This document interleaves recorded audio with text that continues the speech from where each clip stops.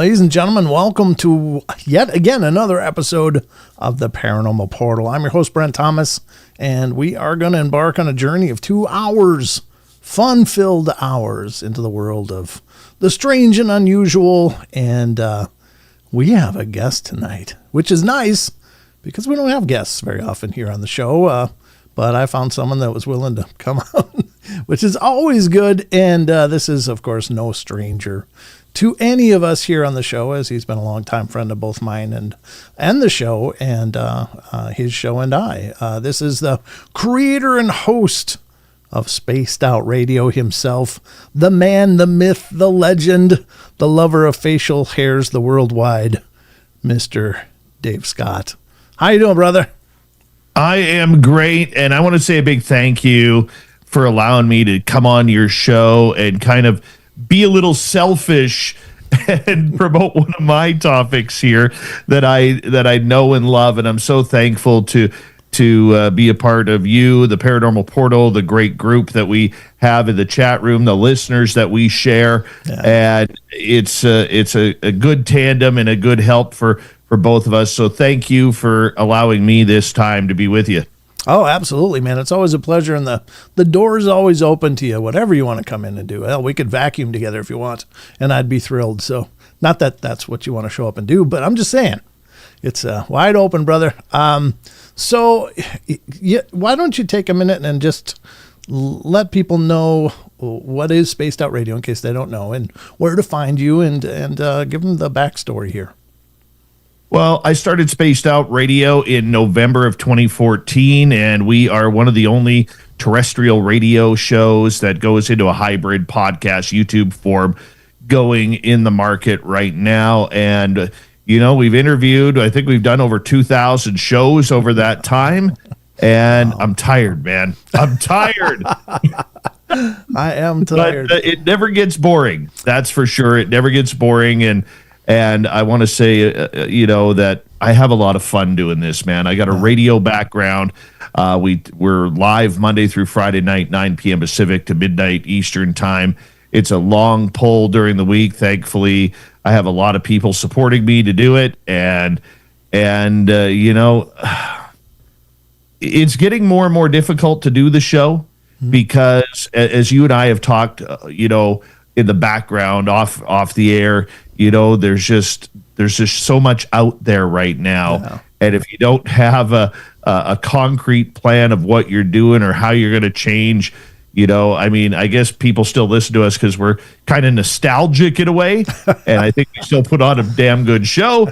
But I think, with all the hype around UFOs, all the hype around cryptids and of course the paranormal, there's so much for people to choose from. I'm just thankful that people still come on out and listen to us. Yeah, amen. I'm always thrilled at that too. I know you've got a lifetime interest in this stuff, having several experiences of your own. And you do investigating as well, which I don't know if that's as widely known. We sure have talked about it here, but what actually was investigating first, or was doing a show first? Doing the show first. I've never called myself an investigator. Have I been on paranormal investigations? Yes. Yeah. Do I host, for 6 years, 7 years, I hosted a ghost tour. There was a break during the pandemic that I didn't do it. So I started a ghost tour at my local museum in 2017. We ran that through 2019. Then we took a couple of years off due to COVID, and there were some issues with former board members who I didn't get along with, so we kind of walked away. Then in 2023, I got convinced by the president of the heritage site to come on back, and my team and I came on back. And I took a step back last year because I was worn out. It was starting to feel like a job. And what we did was we would donate 100% of the profits back to the museum. Oh, cool. Yeah. And I didn't want anything for it. It was kind of like my way of giving back to my adopted home community. And in a way that I knew that I could be helpful. Right. right? And thankfully, I had great friends and friends of mine named Mark and Tara, who were extremely helpful over the years, and I really appreciate them. And then I took last year off because it was starting to feel like a job, and I didn't like that. Right. I didn't like it whatsoever, and there were some changes that had happened at the museum that I didn't agree with. So I ended up taking the year off, and after that, I started getting haunted by Flight 21 in November of 2024, going into the winter. All of a sudden, Flight 21, the location started haunting me. Like it didn't matter whether it was like I was daydreaming or at night, where all of a sudden I'd see the spot and it would be like calling my name, like, when are you coming back? Oh. You need to come back. And that's where I decided with my friend Tim James to go back there and set up an investigation there that would be, very, very fun. But that was really my first time ever investigating. Right. And I think to be blunt with you, we did a very amateur job. Sure. And I mean that with all due fun and respect. Sure. Because I'm not an investigator, man. Yeah. I'm an enthusiast, much like most people out there. I'm an enthusiast about the paranormal, the supernatural, because I have had my own experiences. Right. And the way I looked at it, man, like prior to last year, I wasn't used to putting things on camera because I didn't need to. I didn't feel like I needed to prove any evidence or any proof or evidence. I guess that's the only real terms to use to anybody. I just wanted to sit back and experience it. Like I could go out to the forest, put my lawn chair up, and that's good enough for me. Yeah. Good enough. But when you go into a real learning experience by going into changing that mind frame where you now have to do everything that's on an investigative level and try and get everything on camera and try and get proper microphones and set up gear and make sure you have good camera angles and excuse me, and trying to figure everything out. Now it changes the game, and I don't know if I like it. I don't. Yeah. Because there's a lot more pressure on it. Yeah. However, now it's kind of like, okay, where did we go right last year? Where did we go wrong? And we could get into Flight 21 a little bit later. Sure. Here I could be here for 5 hours if you want. So, I mean, we can do whatever we want. But yeah, go ahead. I think that I just wanted to touch base with the fact that you are investigating to some endeavor, and I'm not trying to call you an investigator because much like you, I do investigating. I go along on investigations. I would never consider myself an investigator, but I'm learning and I'm trying and I'm growing with it. But it is fascinating and it changes everything. But what is the Haunted 108? Because that's the theme of tonight's show, and of course, this is a newer topic and one we haven't discussed before. Haunted 108 goes back to the museum. Okay. It is my brainchild of trying to give back to the community. So as I said, I took last year off the ghost tour, handed it over to my friends Mark and Tara, and then all of a sudden they had something kind of happen that didn't suit with them, so they kind of gave it up. And so the museum was sitting kind of empty, and my wife is part of the Heritage Site board of directors as the treasurer. And 108 Mile Heritage Site, people wondering what it is, let me just clarify that. It is a culmination of buildings from around the Caribou area that are part of history. They've all come together. They brought a lot of buildings in from different areas around the Caribou region of British Columbia, where they have built this little mini museum, and it's gorgeous. It is like I've loved the place since I moved up here 10 years ago. And so it is also known as one of the most haunted locations in British Columbia, which is really cool. Now, where is the Caribou? Well, if you're thinking, of course, most people who don't really know British Columbia, everybody knows Vancouver, though. It's about a 6.5-hour drive northeast of Vancouver.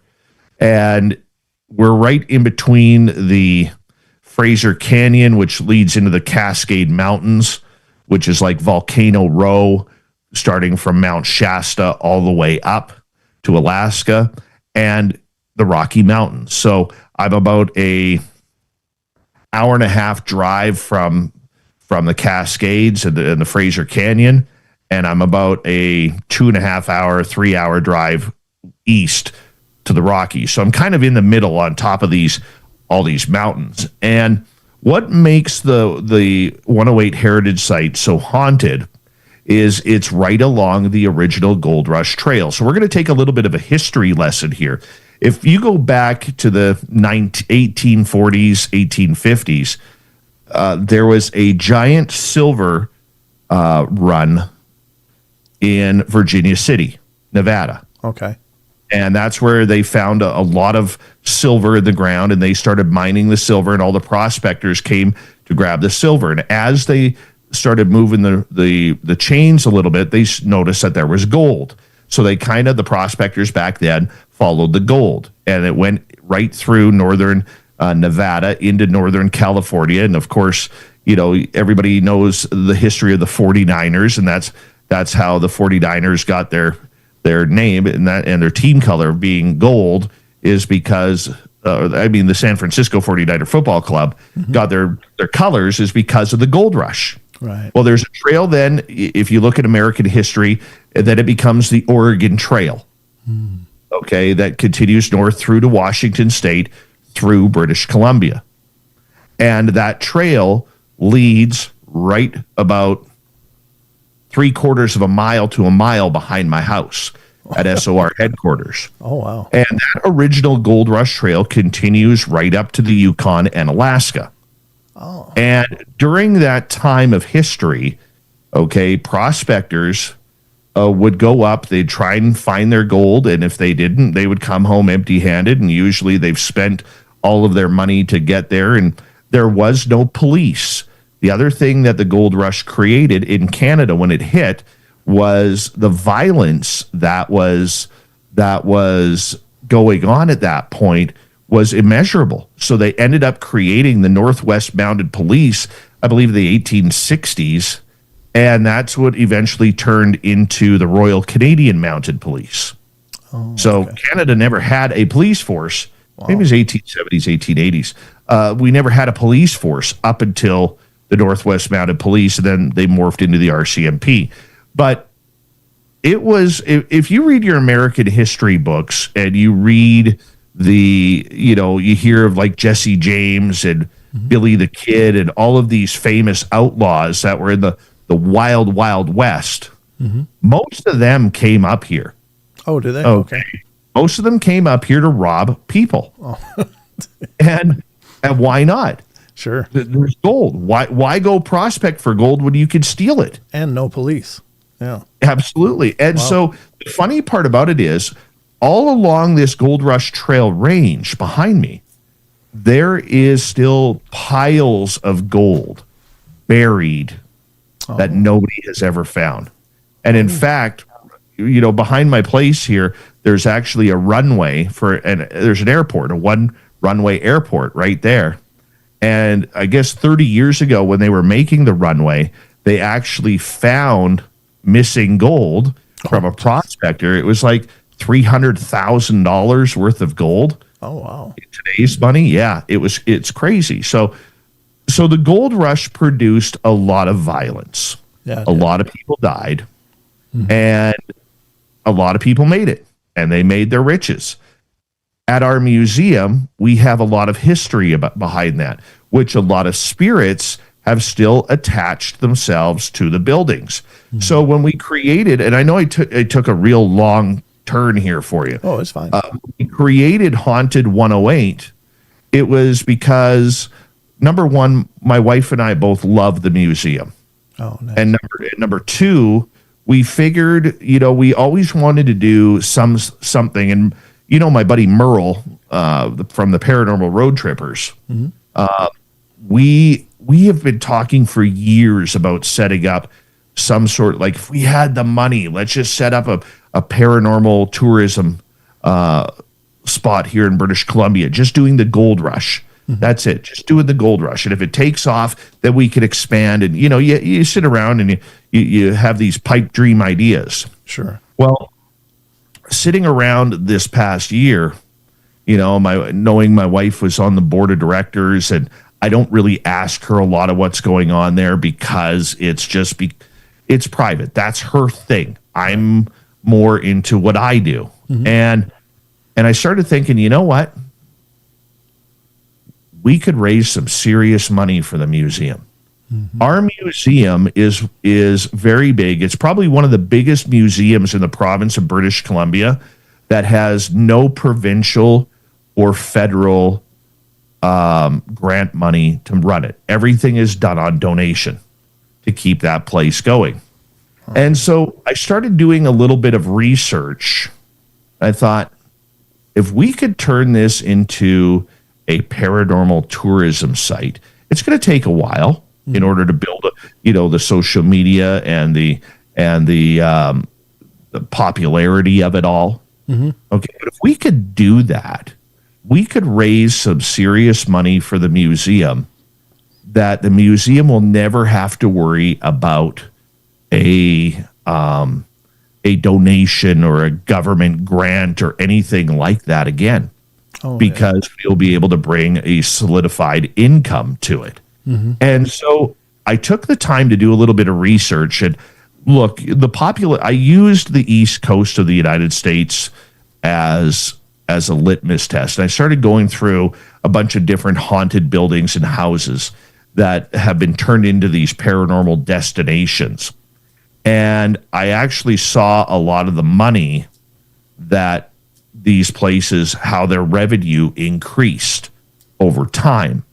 Yeah. And I thought, why can't we do that here? The museum, like there was one place I looked at, and just for the record, I'm going to keep that place's name out of my mouth. But there was one place I looked at that went from making like $30,000 a year up to over $700,000 in revenue annually. Now, obviously, they have a lot more people to choose from. Yeah. Okay. And we don't. We have to build that. But I looked at a number of these places, including one that everybody knows. I'll mention this one. That's not where I got the numbers from, but the Lizzie Borden House. Yeah. And I looked what they were doing in a lot of these different locations, and I said, I think we have a nicer facility. We have more room. It's more picturesque. It's right on a lake. It's right on a flat part of the highway. It's a gorgeous drive up here. Yeah. And what a way to bring people in.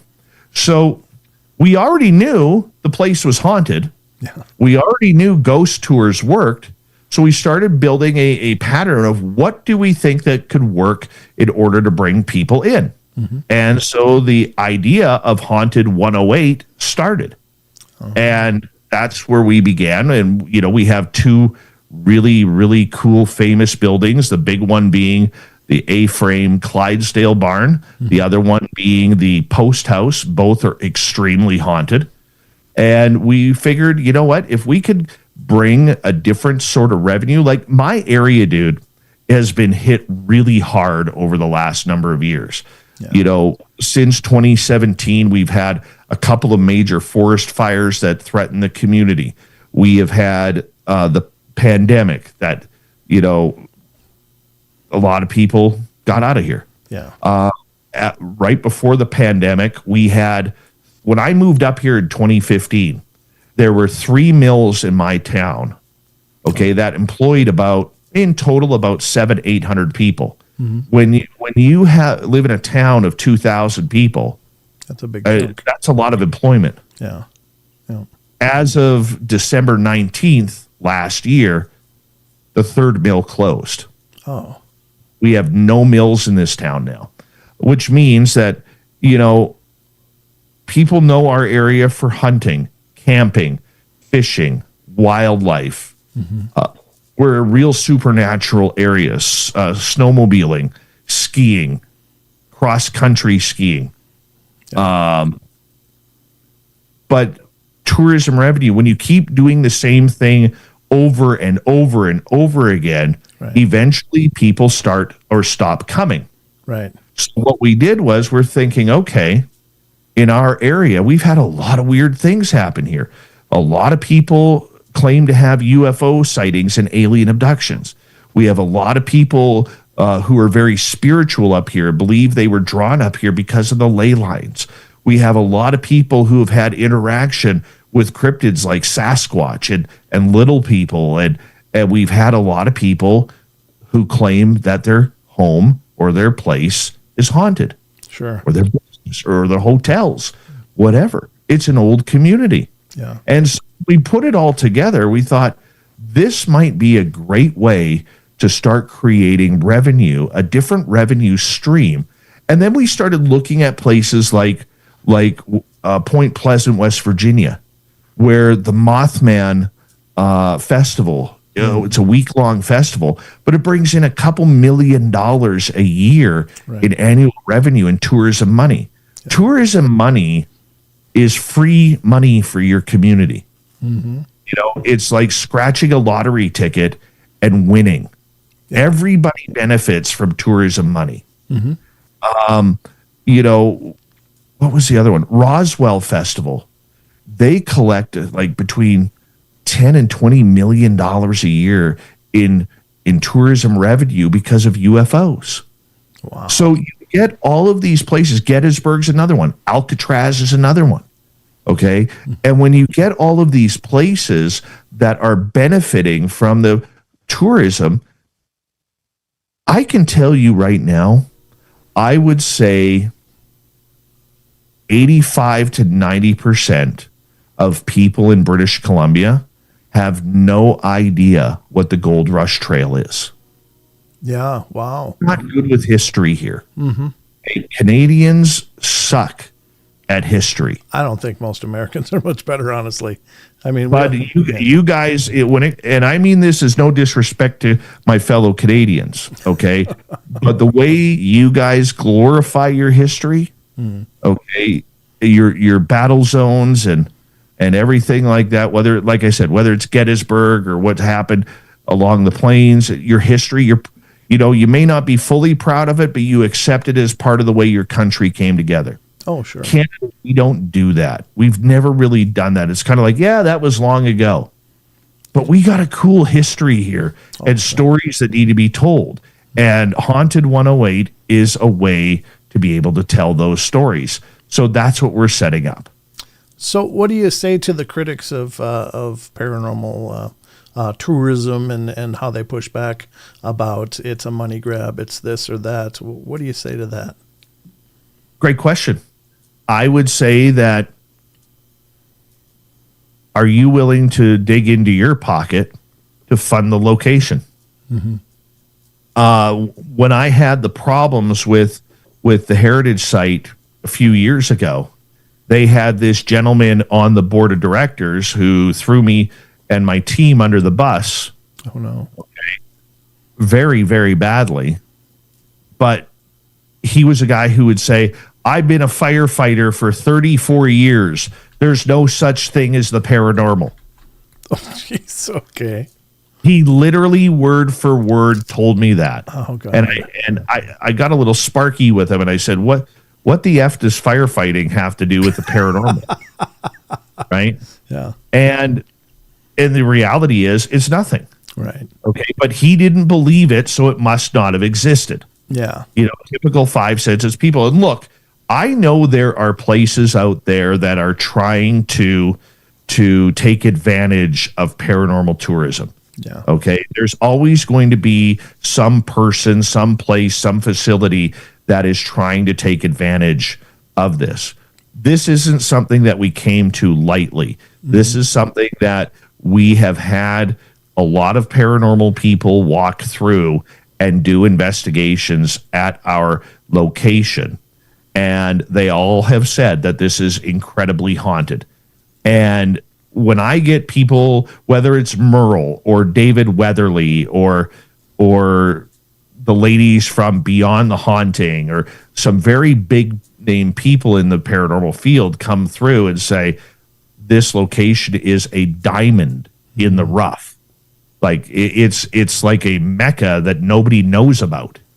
You take that and you're like, okay, well, what can I do with that? Right. And the main goal for me is will my company benefit from it? Of course we will. I mean, we're in business. Right. But the main thing that I'm doing this for is the museum. Let's give the museum an identity to try and bring people and say, look, you could come and you can look through the buildings and you can see all the old tractors and their tools and the blacksmith shop and the school that's there from 1936 or the A-frame barn that was built in 1908 or the post house that was rebuilt and moved from back in the 1850s. You can see all that. You can get all the heritage you want. Yeah. But at nighttime, things turn to a little different. Yeah. So we're able to, like, I couldn't do it where I would say have a ghost tour every night. That would never be profitable. Most nights I'd probably sit there twiddling my thumbs.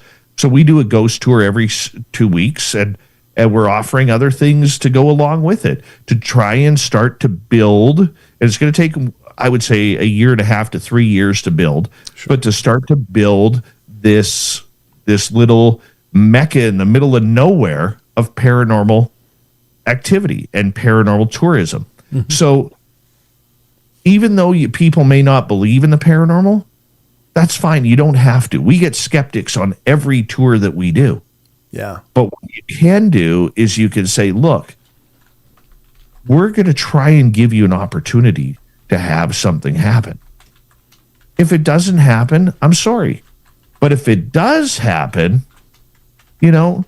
just accept it. Yeah. And have some fun. I'm with you though too, because I've certainly heard those arguments. Oh, I won't investigate anywhere that costs money, and it's like, well, you'll only go places that they let you in for free. Meanwhile, they're footing the taxes, the upkeep, the maintenance, and everything else, just so you can come in and look at ghosts. And I don't think charging for that is unreasonable. I think there's certainly a huge spectrum, though. I will tell you that I know of some of the prices out there in some of the more well-known locations, and it's just like, oh my God, they're pricing people out of them. If I can respond to that, if you don't mind, I apologize for cutting you off because no, it's perfect. This is something that we actually look at. Okay, and you bring up a good point. For paranormal teams, we as a museum would be charging paranormal teams to come. Sure. Okay. And we're working on the pricing now. I think for one night, it's $300 a night. Or if you go 2 nights in a row, it's $550. Oh, nice. Okay. Okay. Plus you have to pay for a caretaker to be investigating with you. And here's the reason why that's happening. Small. And look, it says small. See, the price is not big. It's small price. Yeah. Absolutely. But here's the big reason why we have to charge and have a caretaker. Number one, there are a lot of teams that will try and ruin your location.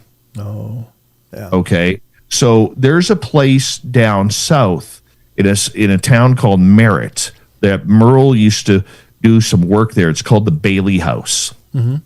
And a number of years ago, Bailey House was doing everything. Oh, you're a paranormal team? You want to come on in? Come on in.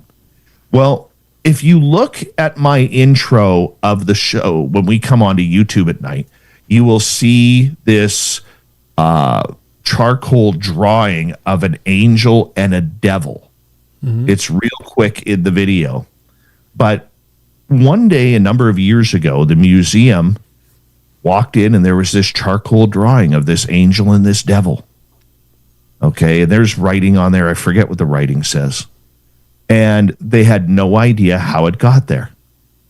It just showed up. And the place is very haunted as well. Right. A paranormal team went in there a couple years ago and were doing their thing. And all of a sudden, they had a message that they had to paint over that because that was causing negative energy in the museum. So they went and painted over the angel and the devil without telling anybody at the museum. Oh my God. Okay. They have obviously been banned because of vandalism. They're lucky they didn't get charged. Yeah. Okay. But there's a lot of people out there, and where I connect this to is there's now a lot of people out there that are doing this for clicks. Oh yeah, absolutely. YouTube, and they're doing it for views, and they're doing it for popularity. They're not doing it for the showcase of the museum or the location or even the spirits that are there. Right. They are there to try and do it for themselves. Yep. And more, and Merle tipped me off to this a few months ago, and we've talked about it a couple times now on Spaced Out Radio, where a lot of these newer young people who are in the paranormal, who have figured out the algorithms of TikTok and Instagram and YouTube and others, and Kick and Tumblr and all of these, what they're doing is they are immediately labeling the locations as demonic. Yeah. Oh God. Yeah. Okay. Because demons and demonic bring in major clicks on social media. Yeah. Sensational. And if that is the difference between 1,000 views on a video and 500,000 to 1 million views, people are going to do it because the more views, the more money you make if you're monetized. Yeah. So what's actually happened in the United States is they have signed, or like when you go to some of these locations now, they are making you sign a waiver that if you misrepresent any part of the museum, we can actually sue you for that. Oh, cool. Okay. Yeah. And so there's this big legality that's happening because of YouTube clicks and social media clicks on this. So what the money does, okay, when we collect it from a ghost team. So let's say Brent's paranormal team wants to come on up and do an investigation. Mm-hmm. So you pay your fee as a paranormal team. You'll pay your fee, but you also have to pay for a caretaker to go with you. And the reason why we have to have the caretaker is so situations like what happened at the Bailey House and other places have not been told. See, right there on there, that's the beautiful A-frame barn. Oh, yeah, it's gorgeous. I'll put it back up again. I was just showing people the website. Yeah. And look, I know a lot of people might not agree with what I'm saying about that, but in the end, it's about keeping the integrity of the location and more so the buildings, making sure they are safe and not being tampered with in any way because somebody is trying to have a paranormal erection over demons. You know what I'm saying? Yes, I do. Yes, I do. That's a beautiful. That photo. Now that's an interesting photo right there. If you scroll up a little bit. This one on the top of this. Right at the top. Right at the top. Yep. The one with the kid. Yep. Yeah, that's my son. Oh wow. That's my son. He was at one end of the barn, and there was this thing that was following him. Oh my God. Yeah. Yow. That's bizarre. It's a little bit cloudy, a little bit see-through, isn't it? When you if you, I tried finding you this picture earlier, and I just could not find it. But if you zoom in on that photo, it actually looks like the face of an alien gray. Yeah, I'm just looking at even the way the face is kind of flat and yeah, it is like a bulbous head. Yeah. Ew. Wow. Yeah, it's creepy. It's very creepy. That is And we have had some great photographs taken at the museum. And one of the things that we have done on the ghost tours prior to this, Brent, is we have a rule. That next photo is great. yeah. But us as tour guides, caretakers, we are not allowed to take photographs. Oh, okay. So every photograph that we get at the facility is taken by people like you or anybody who is coming on the tour. Oh, And the reason why is I don't want, and have I taken pictures before? Yes, we'll end up showing one of Captain Watson here coming up very soon. But we do that for integrity. yeah. I don't want to have anybody in this field say I manipulated a photo. Right. Yeah. Yeah. Okay. And we scrutinize. When we get a ghost photo, we scrutinize it to make sure that we're not just taking the person at the word. I will send it to a couple of people. And now with the beautiful part of AI, I can put it into AI and say, okay, tell me what this is. Tell me what we're doing here. Has this been fidgeted with? Has it been doctored?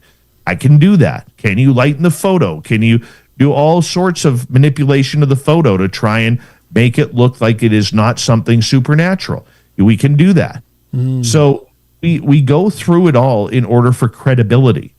But if I'm sitting there taking the photos and, oh, here's this one, and look what I caught here, you guys are going to be able to say, well, you're the one taking the photos.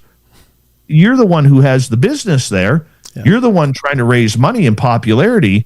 How do we know you're not doctoring it? Right. Sure. Right? No, that's actually a brilliant idea, because then you're one step removed, and any evidence you showcase is from people that have been there doing it. So that's wonderful. Absolutely. Yeah. Very good. So that's kind of what we do, man. It is something that is going to be exciting. And with Haunted 108, we have some very special ghosts there. 3 in particular. We have a lady named let's start off with Agnes McVie. Okay. Now, Agnes McVie, I'm still not sure whether or not she is a ghost or a tulpa. Okay. Okay. So in the history of the 108, how 108 Mile Ranch got its name is we are 108 miles from a town called Lillooet in the mountains of the Fraser Canyon. And so what would happen was the most people when they came from China, Japan, India, and elsewhere to take part in the gold rush, they would come into Seattle or Vancouver. They would sail in across the Pacific, and then what would happen was they would end up in a place called New Westminster, which was British Columbia's capital back then, and they would have to register for being in the area. And then they would take a paddle wheeler up the Fraser River. And believe it or not, the Fraser River at one point had more paddle wheelers on it than the Mississippi. Oh, is that right? Wow. Yeah. And so you would catch the paddle wheeler in New Westminster, and they would paddle wheel you for a number of hours. Who knows? Maybe it would take a day or two. I don't know how fast paddle wheelers were going back then. But they would take you up to this place called Yale. Okay, and Yale is the beginning of the canyon. And from Yale, you would come in. So Brent the prospector would come in, get off the paddle wheeler in Yale. Then you would buy your horse, buy your carriage, or maybe a donkey or whatever, and you would start your trek through the mountains.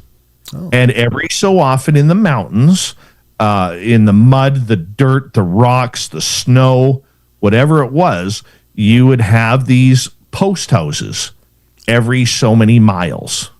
Oh, okay. Okay. And at those post houses, it would be the equivalent today of being in a hostel. staying in a hostel. So because they weren't naming all of these towns, they would just put a mile marker on them. So we're 108 miles from the town of Lillooet.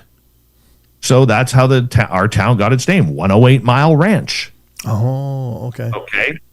And the town that's nearest to us, the big town that's nearest to us, is 100 Mile House. So in between there, you have 101 Mile, 103 Mile, 105 Mile. Then you have 108 Mile. Then you have 111 Mile, and then 115 Mile. Then you're in a place called Lac La Hache, which is named after a French guy who was ice fishing, and he smacked his axe into the ice, and it fell through the ice into the hole. So they named it Lac La Hache because La Hache stands for axe. So it's Axe Lake, you know? So all because of a mishap on frozen ice in the middle of winter to try and ice fish. But the point that I'm getting at with the post house is Agnes McVie was allegedly a lady who was up for charges in Scotland or Ireland, I believe Scotland, and she apparently killed a couple of people there. Oh. And before she was set to go on trial and arrested, she hopped on a boat and came to Canada, eventually making her way to New Westminster. There is record of a lady named Agnes McVie in New Westminster. Okay. And then she made her way up into the interior of British Columbia to a city that's about 2 hours drive south of me called Kamloops. There's record of her moving there. There is no record of her coming up here. However, as legend goes, she ran the post house. And she was her and her husband, John, were apparently very, very wicked, evil people, where they allegedly killed 62 men to rob them of their gold. So she ran the 108 Mile post house. Oh, no. So what would happen is the guys would come down, because it's mostly men, okay? They would come down from the north, and if they had got their riches in gold that they were bringing back home to California or Arizona or wherever, she would beat them to death. Or first she would get them drunk, probably get them laid, because in these post houses, there were a lot of women of the night there. Sure. Okay. And a post house, like I said, it was like a hospital. It was a place where you could feed your horse. It was a place for you to grab a meal, grab a drink, have a sleep, get laid, play poker, do whatever you wanted, just like a regular hotel, back then. And so what happened was she allegedly killed 62 of these guys, and then eventually she died. We think. Don't know. But where the story kind of has a different turn here, okay, is that when this area was developed as a giant wilderness subdivision, the 108 Mile Ranch, it was developed by a real estate company called the Block Brothers, out of Vancouver.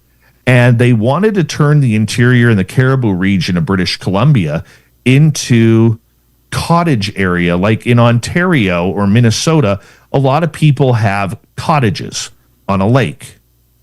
Okay, so what they wanted to do is they wanted to bring that ritzy Vancouver crowd who was making in the 70s, say $250,000 a year, which would be the equivalent of about, $1.5 million a year this year. Oh, wow. Okay, they wanted them to come, hey, buy your cottage, and there's this story. And they figured they needed a legend to try and draw people in.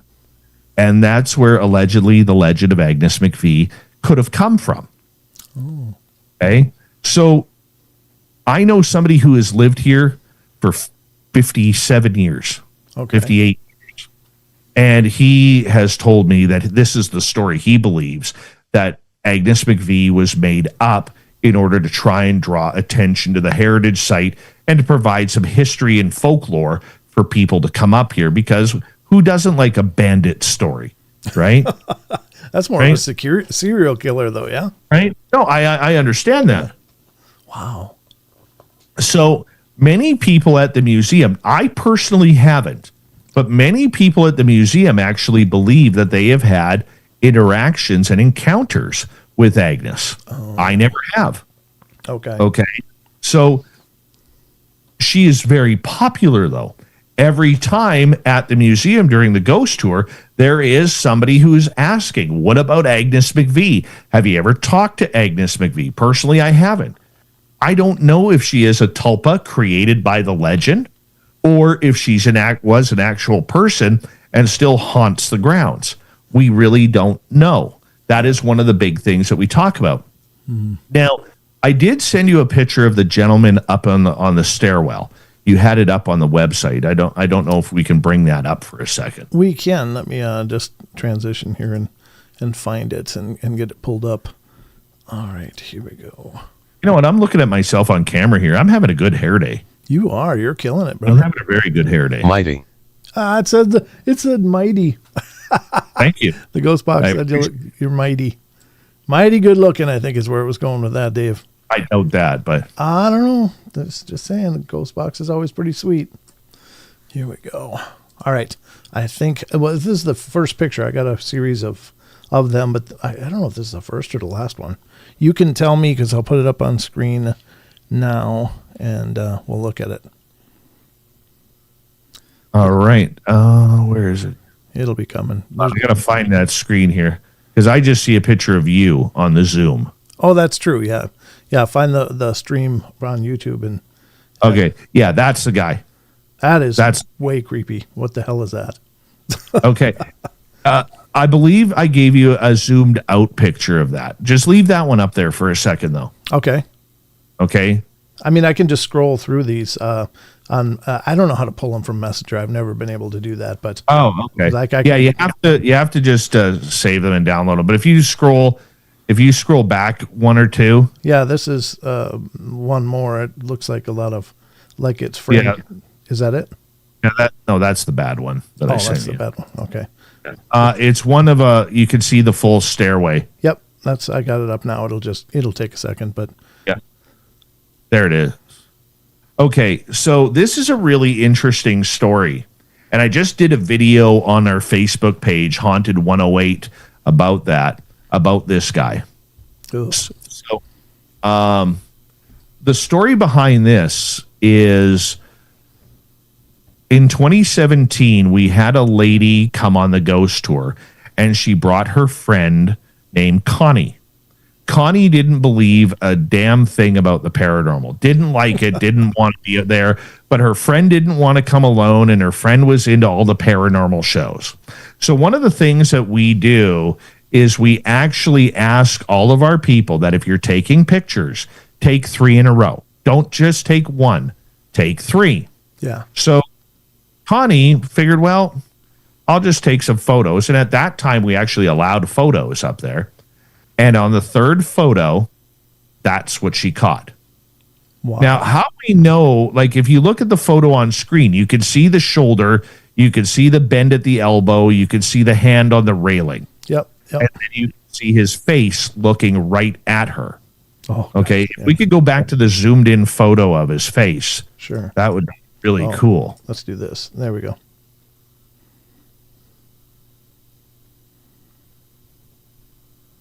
Oh, back one. There. So you can see the real darkness of his eyes. You can see the nose. You can see that scar running down his forehead that kind of curves right where his eyebrows would be. Yep. How we know that wasn't a person was because we didn't allow people upstairs onto the catwalk. Oh, wow. Okay. What a great capture, though. Oh, my God. He caught that on a Samsung Galaxy phone. Wow. Okay. And we were dumbfounded, absolutely dumbfounded by that photo. And we actually caught another photograph of him. Really? I don't know his name. I refuse to ask him his name. Okay. He is a spirit that knows every piece of power that he has. Oh, okay. He has attacked me a couple of times. He has attacked my friend Mark a couple of times. He's attacked other people who didn't respect him. Okay. Now, if you go, I believe I sent you a photo where it looks like two white orbs kind of morphing together. Let's see. There it is. Yep. It'll be coming up on the screen here.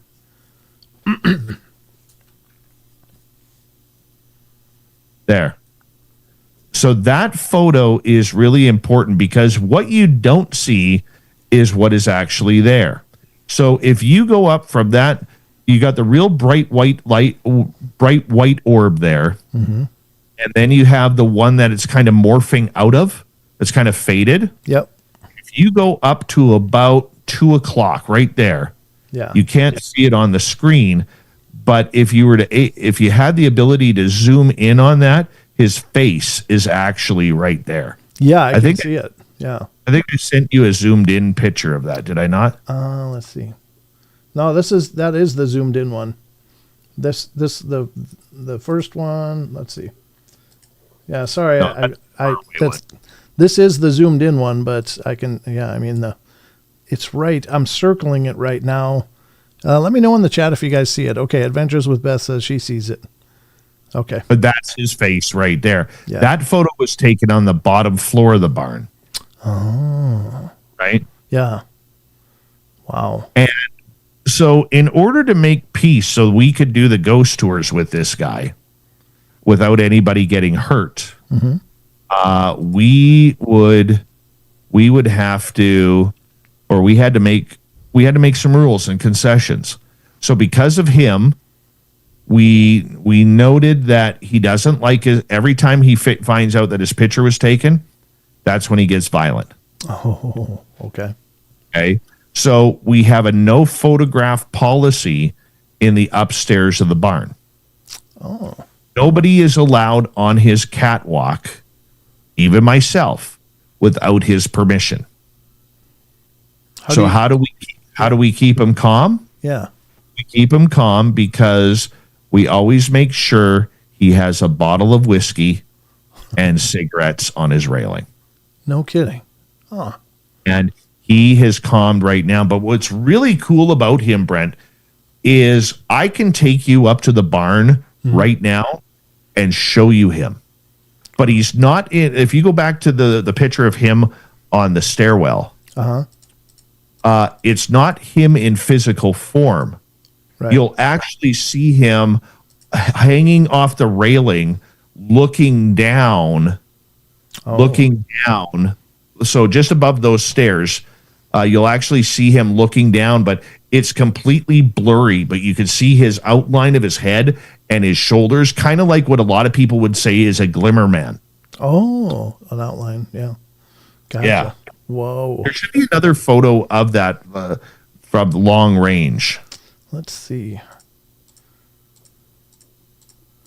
I'll keep going this time and see where we end up. I think it's the other way, maybe, but I don't know. Yeah, the only other one was after that zoomed in one is that bad one, and then this one. Okay, well, then I forgot to send that to you. My bad. Yeah, no worries. No worries. But, yeah, he's creepy. So, yeah, that's the other one I sent you. But the other part about the barn is Captain Watson. So if you know, right at the beginning, Brent showed you our website with the A-frame barn. That's still to this day one of the largest A-frame barns that is in the world. Oh wow, yeah, it's enormous. About 70 yards long. Okay, right there. Yeah, it's about 70 yards long. And it was built in 1908 for a gentleman named Captain Watson. Now, Captain Watson was killed in World War I. And before he went off to World War I, he actually came into our area. He built a 3-story mansion along with this barn where he had over 100 Clydesdales. Now, if you imagine the big Clydesdale horses like the Budweiser Bud team. Oh, sure. Yeah. Okay, like those big horses. He loved them. But his wife, whom he met in the Boer War, when he was serving for England in the Boer War, she didn't want to, she came here, hated the area, hated how cold it was, and went back to England. And he was heartbroken over this. So when he got activated for World War I at 35 years old, he was killed. Oh. And so in 2019, I actually took a picture in one of the Clydesdale stalls in the barn. And if we could bring up this photo real quick, okay, Sure. Picture of the side-by-side. In 2024, it was the first time I'd actually ever seen a picture of Captain Watson. And I'm like, no way. This looks way too familiar. And when I put it together with the photo that I'd taken from the Clydesdale barn, I think your people are going to be completely shocked. That is amazing. Wow. I'm looking at it. Is it on screen yet?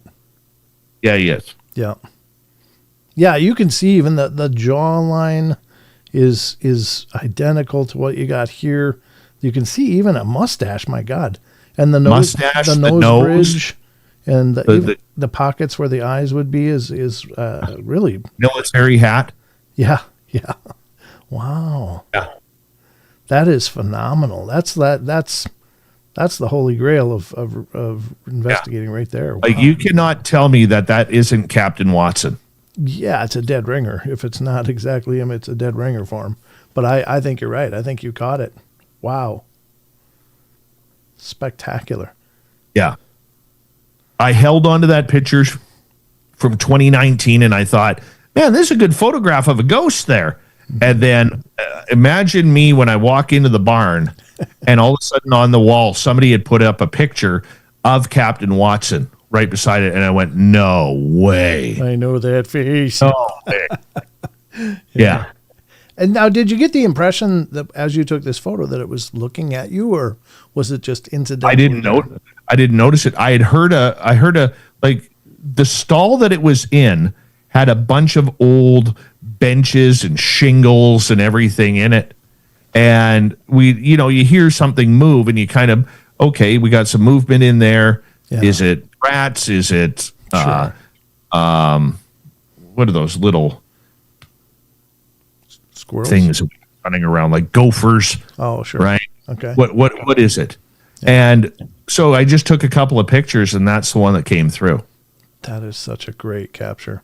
Now, is this just half his face? Is he leaning out from a door frame, or no? That is actually a pillar that he is standing behind. Yeah. Wow. What a phenomenal capture, though. Isn't that great? Most people will investigate their entire lives and never catch anything like that. That is really incredible. Truly. I have never been able to put face to face like that before. So cool. Yeah, because it's not just an apparition anymore. You can assign the character and the motivation for him to even be there. I mean, this was where his beloved horses were. Of course, that would be a place he would linger. It's pretty incredible, to say the least. Yeah, it really is. And we know he's there, right? Yep. There's another black and white photo that I sent you. It's a really cool photo. This one was taken by one of our guests in 2017, 2018, maybe. Okay. Not that one. Where is it here? The window? Is that the one? No, not the window. Okay. It's kind of inside the barn where you'll see it's kind of like orangish black. I think this is it. It'll be coming up on your screen. Is this the one? That's the one. So if you look to the right, there is a straight line of light. Yeah. And then you'll see a gentleman's face. Yeah, right there. Yeah. You'll see a guy's face. Okay. That guy, how I remember that guy is he was wearing a Guns N' Roses t-shirt. and he is, if you look down, he is holding, you'll see right in the middle, there is a little light. Yep. Right there. Yep. That's a K2 meter. Okay. Now, if you look to the left, you will see the ghost of who we call the Shadow Man actually reaching out and touching the K2 meter. You can see the arm going down.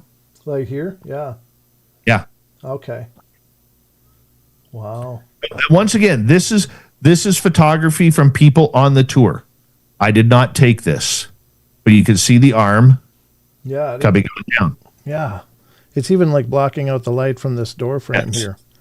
Yeah. Yes. That's pretty crazy. Wow. Yeah.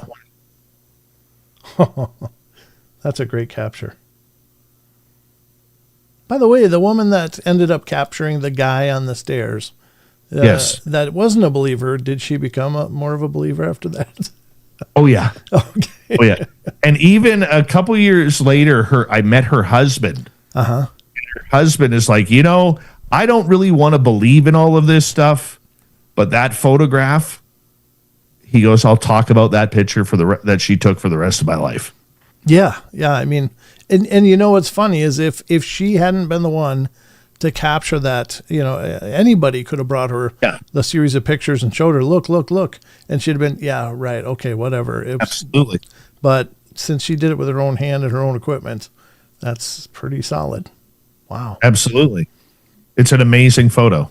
Yeah, these are all really amazing photos, and it's really exciting because, a lot of locations, they just get played out. They get played out over time, and you just don't get the kind of really solid, apparitions, activity and stuff. It's more maybe sporadic.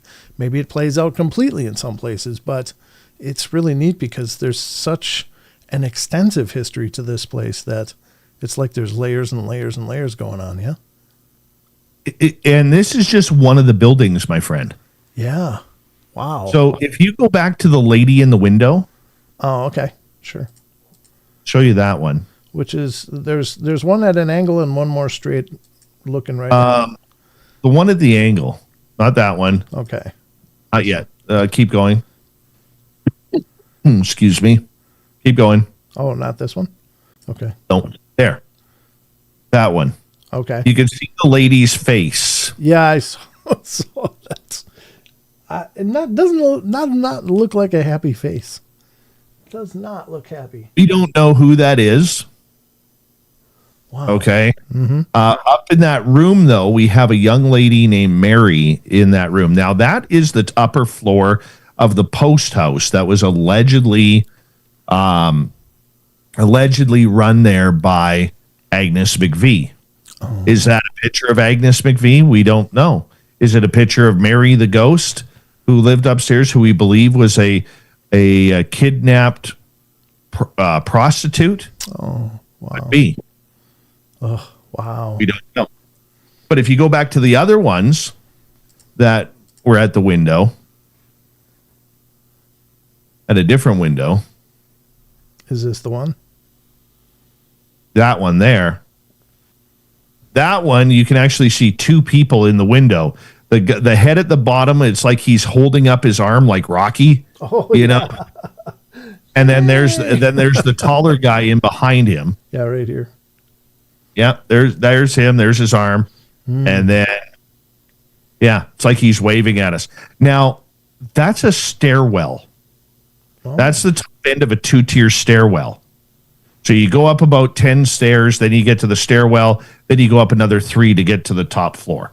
Oh, okay. So it's a landing? It's a landing, yeah. Okay. Wow. They're just photobombing. That's so funny. Absolutely. Yeah. And once again, taken by people who were on the tour. Yeah, that's photographs. Incredible. And by the way, when that photo was taken, there was nobody in that building and the door was locked. That's awesome. There's a zoomed in close up of it. Yep. Yeah. That is really cool. Yeah. Huh. Amazing. So is that child and adult? I don't know. Yeah, I was kind of thinking the same thing. It's like, because this would definitely be a kid-like action, like, hey, I see you. Absolutely. Now, if you do me a favor and you go on Facebook, and I believe you're already on Facebook, but if you go to 108 Mile Ghost Tours. 108 Mile on Facebook. Yeah. 108 Mile Ghost Tours. Okay. Let's see what comes I up. believe the picture of the alien is on there. Oh, okay. Yeah, let's pull it up here.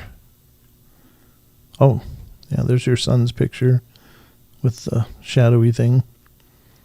Yeah, it'll be just a black and white photo, and it'll be like it's looking at a door. Okay. If I can find you the picture, and I'll text it to you. Well, I'm opening the photos here. Is it older? Like, okay, there's that.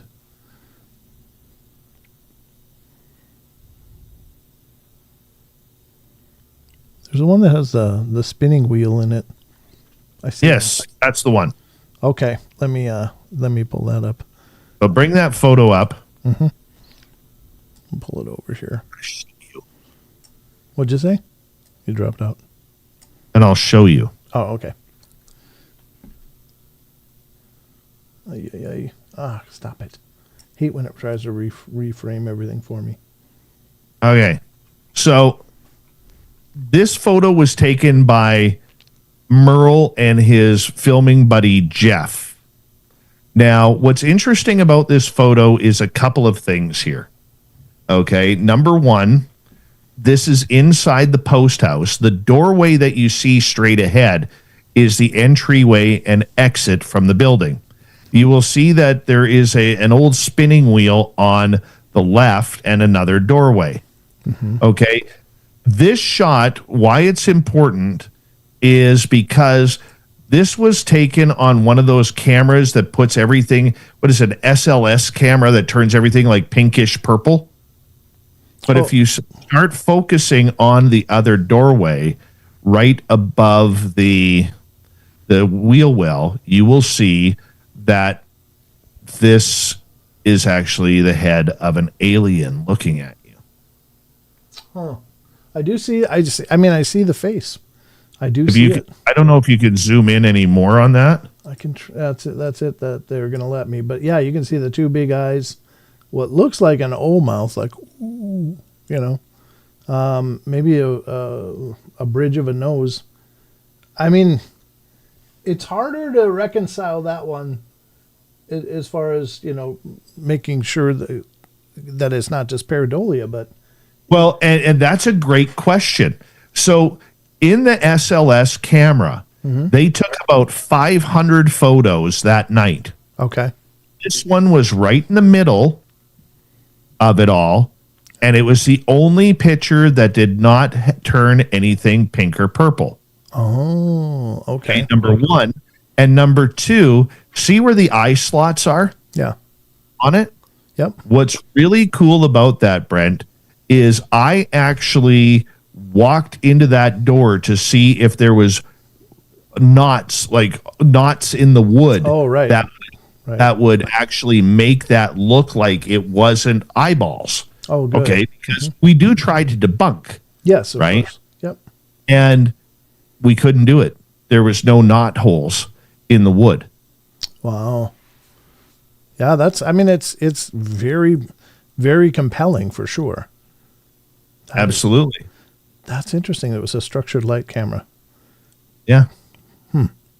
That's really cool. And the other version was the one that you sent. That was the one that I only could look at once and it timed out or whatever I was telling you about. But I was looking, yeah. I saw this circle and I'm like, is he circling something on there that I should look at? Oh, that's, you were right. That's an old spinning wheel. Yeah. Then I realized that once I really zoomed in and looked, oh, that's an old spinning wheel. Yeah. Okay. A big one too, by the way. That's huge. Huh. Yeah, that's crazy. How tall are these door frames? Are these kind of the 5.5 foot old fashioned? No, they're about 6.5 feet. Oh, so they are pretty pronounced then. Okay. Yeah. I could get through. I'm only 5'9".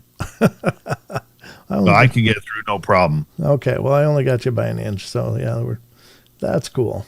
Oh, yeah. Don't forget in September at Caribou Con that you will be attending and speaking at September 18th through 20th. You're actually going to, be going on tours with people who get tickets. Excellent. I love that. Yeah. Yeah, man. I'll bring up all my gear and do it. Yeah, And so any of your listeners can go to cariboucon.com. That's CARIBOO con for conference, cariboucon.com. Get tickets. And especially if you're in the United States, remember, you're paying Canadian dollars, yeah, which means that, like, I think our tickets are on for $179.99 for the weekend right now, VIP tickets. That's only like $130 American right now. sweet. And I'm worth that for sure. Absolutely. And thank you, T-Bone, for putting the website up. Yeah. But you'll be in this building, dude. You'll be in this building. You'll be in all the buildings. And you'll see what we're talking about. I'll be really excited about that. Getting back to the guy that doesn't like people on his catwalk and doesn't want pictures taken of him. You said he attacked. And what does that look like? Is that scratches or what are those attacks? What have people experienced? He what? He physically enters you. Oh, okay. So he like jumps in. First time it happened, I had a mother and daughter who were with me, and the daughter was starting to feel very sick. Okay, this was within a week or two of the second picture, the dark one where you had the white orb. Yeah, yep. After that picture was taken. Okay, a week or two after. And I had a mother-daughter, and the daughter started getting sick to her stomach. Oh. She felt like her energy was draining. So I went and, worked with her. By the way, Grandizer's asking, where does the autograph line start for Brent at the Caribou Con? To the left of the stage, people. To the left of the stage. I'll be there. And he only signs in purple Sharpie. Let's get in touch with my inner prince. Right. But so I got them out of the building, and then whatever was in her jumped into me. Oh. Yikes. And I started feeling really like I felt like I wasn't in control. Mm-hmm. And it's about 100 yards from the barn to the house. Mm-hmm. And I have no idea how I got to the house. Oh, wow. Yeah. Yikes. That was the first time. And then he went after Mark, and then he went after me again. And it's like they take over your body where you just like don't have much control. Yeah, some people call those walk-ins. Yeah. Yeah, it's a total walk-in type of thing. It's kind of freaky. Yeah, it's not like a real possession, but it's like a temporary possession, where they just want to, I've dealt with one possession at our tour. Ooh. Ouch. And that was not fun. Yeah, that's scary. Yeah. The lady got hit. We walked through a doorway in the upstairs of the barn, and I'll always lead first because I want to make sure that there's nothing energetically that I pick up. Yeah. That's going to scare people. Mm-hmm. Because in the end, I don't want to scare people. You know what I'm saying? Oh, absolutely. And this lady named Jamie, she'd been on the tour before. All of a sudden, I see her and her friend run right out of that area where we were, and they run towards the stairwell to get down. Oh. And when I got to Jamie about a minute or two later, she was like in a standing fetal position, and her hands were like going like this, and she's like, I want a drink. Oh, my I God. want an effing drink right now. Oh, and no. Here's the weird part is the guy kept, the male spirit that was in her kept on talking about her legs. And I don't know if you've ever dealt with a demon, but I don't think it was a demon. I think it was just a pissed off spirit. Mm-hmm. Okay. I had a hold of her hands, and I'm like, Jamie, I need to speak to Jamie, please. And Jamie would look up, and then all of a sudden she'd like scowl and look down, and her face would change and her voice would change. I'm like, I need to speak to Jamie, please. Jamie, I need you to help me out here. And this went on for about 30 minutes. Oh. 35 minutes. Wow. And eventually what happened was I got the spirit out of her. Like, she was literally dragging me. Like, she's 5'4", about 150 pounds. Okay. And she was dragging me, dude, across the floor. Oh, man. And she kept on complaining about her legs. And Jamie and I, after this incident, actually did a little research.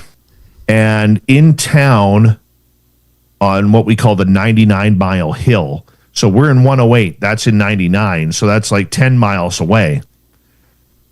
In November of 2023, there was a fatal car accident where a guy who had been drinking was crossed the lane, hit a vehicle, he was killed, and both his legs were severed. Oh. Wow. So was it him? It seems like it could be. 10 miles isn't a big, isn't a big difference. No. No, and certainly not all spirits get stuck right where they were. They can. But I felt him. So after I got him out of her, I felt him. I walked to the house, which was 100 yards, and I was kind of feeling a little bit out of breath, and then I was like, uh-oh, he's in me. Oh, no. And I immediately walked to the house, and I was starting to, you start to hyperventilate a little bit, and you're like, and I got on the phone with Jackie Harmon, good friend of mine. Oh, sure. And she's extremely intuitive. And I said, Jackie, you were the first person to, thankfully she picked up. She's one of these people who never picks up her phone, but she picked up, and we were FaceTiming. And I'm like, I've got a spirit in me. I need you to help me clear it. And I literally was on the phone with her for about 15, 20 minutes. And, just kind of breathing in and out and doing some breath exercises and kind of telling him mentally, you got to get out of me. Yeah. This is for you. Yeah. You're not supposed to be here. She's working on her end, a lot of energy work on me. Eventually I felt him detach. I go outside. I immediately sage myself. And I'll tell you, man, I felt like I had the paranormal hangover for about 3-4 days. Yeah, no kidding. Yikes. Well, I'm glad you were able to work it through and that you had the contacts to help you. Man. I've never seen that happen before, man. No, but I'm sure. Literally, when she was dragging me across the floor, I literally had this moment in time where it's like, because I've dealt with people with attachments before, and it's easy to deal with. If you know what you're doing, it's easy to deal with, and they detach themselves like that. But this, I remember when she started dragging me across the floor. I remember thinking, oh my God, how do I deal with this? Yeah. Do we call a priest? Do we get a hold of somebody from one of the churches? This is going to shut down the entire tour. This is going to, not be good for the reputation. This whole thing's done. And then all of a sudden I just felt this wave of calm about me. And it was like, you got this. What are you worried about? You got this. Good. Yeah. And I was like, okay. I literally said to the ghost, F you. You have no power here. Yeah. Okay. Don't try and play the tough guy. You're not tough. Okay. And I started really kind of admonishing him for attacking a woman. I said, you're really that kind of guy? You want to attack a woman? And he finally released off of her. Little did I know, once again, he jumped into me. So it's kind of like, oh, thanks, buddy. And he tried to get me, but what's really cool about that whole experience is it adds to the legend of the location. We get one thing that we did learn through this process, Brett, is we get a lot of transient spirits running through. When we got back from the forest fires in 2017, we did a tour. We only had 8 people on the tour that night because people were just getting settled in. I mean, we were evacuated for 10 days Right. because of forest fires, and that's never fun. I don't recommend it. No, but We actually had these people take the tour from California, and we were talking to one of the spirits, who just happened to come in. Like, I know a lot of paranormal people, it's always, I'm going to make fun of the paranormal people here for a second. Okay. Sure. What kind of gear do you use? Oh, you use a K2 meter? Well, you must not know what you're doing if you're putting trust in a K2 meter.